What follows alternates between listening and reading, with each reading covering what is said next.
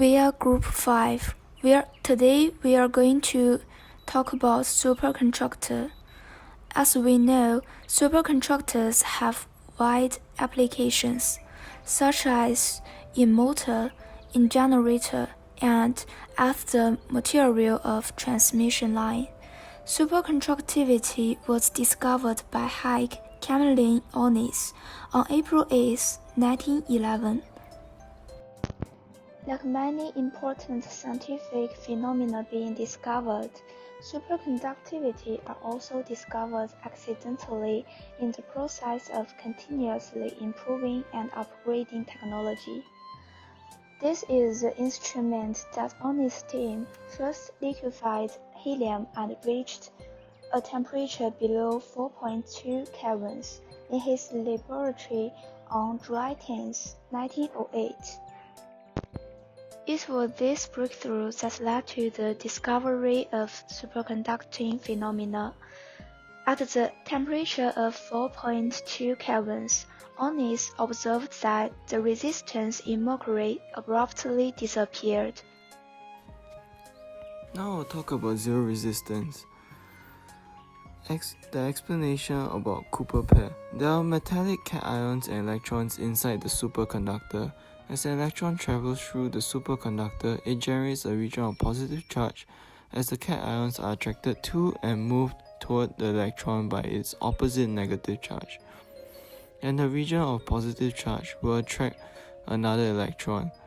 This attraction can overcome the repulsion of two electrons. These two electrons form a pattern which we call Cooper pair. Talking about low energy, Cooper pairs are different from electrons and act like bosons instead of fermions, which are what individual electrons are.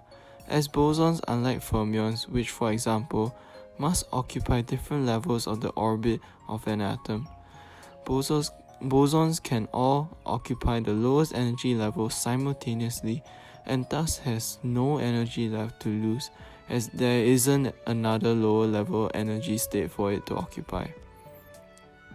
Moving on to how it connects to superconductivity. Compared with electrons, since the energy of Cooper pairs is much lower, Cooper pairs will be more stable, so they have less chance to collide with cations and be more resistant to vibration, thus less heat will be produced, so the resistance is reduced. Why low temperature? Although electrons can form Cooper pairs, this state can be broken down very easily. If the temperature be larger than the critical point, thermal energy would cause electron phenomenal interactions of an energy too high to allow formation of all sustained Cooper pairs. The critical point is usually around 30 to 40 Kelvin. There is also a problem which puzzles scientists for a long time. Another important property of superconductors is Meissner effect, which was discovered by Walter Meissner and Robert Oxenfeld. So, what does this term mean? Assume this column is a superconductor. The straight lines with arrows are magnetic fields. For normal conductors, the magnetic fields will go through the interior. However, superconductors can repel magnetic fields inside. But how can this be achieved? To explain this phenomenon, we need to do some mathematical calculation. Before this, two important theories need to be introduced: Maxwell's equation and London equation. Maxwell's equation forms the foundation of classical electromagnetism, classical optics, and electric circuits. Because we only focus on magnetic fields, so we can ignore the term with electric fields. London equation was discovered by brother Fritz and Hans London. This equation relates the curl of current density J to the magnetic field inside a superconductor. It is a unique equation for superconductor. In this equation, B is magnetic fields, J is current density, μ0 is the permeability constant, and lambda L is London penetration depth, which means the distance to which a magnetic field penetrates into a superconductor and becomes E times weaker than before. Knowing this, we can start our mathematical calculation. Look at the first equation. Because the divergence of B is 0, then do partial derivation of 0, the result must be 0. For the second equation, because the electric field is constant, after doing partial derivation, the second term becomes 0. So the curl of magnetic field is equal to μ0 times J. And according to mathematical rule, the curl of curl B is equal to the right-hand side. Because the first term is 0, left-hand side is equal to negative nabla square B. Then, find the curl of second equation, changing curl of J to negative B over μ0 lambda L square. Compare 4 and 5, we can find that nabla square B is equal to B over μ0 lambda L square. Then do integration to both sides of the equation.